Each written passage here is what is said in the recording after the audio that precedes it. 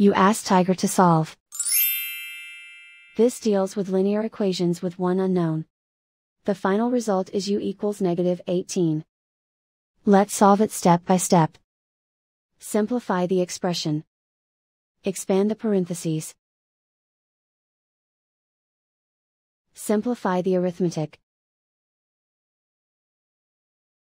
Multiply the coefficients. Simplify the arithmetic.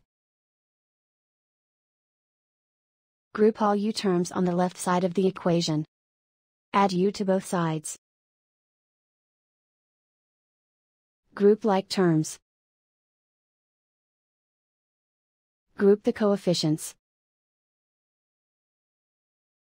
Convert the integer into a fraction. Combine the fractions. Combine the numerators. Group like terms.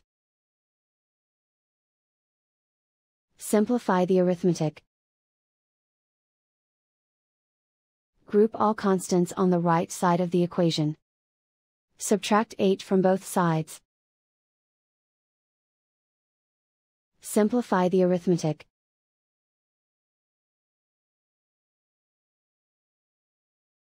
Isolate the u. Multiply both sides by inverse fraction 3/1. Group like terms.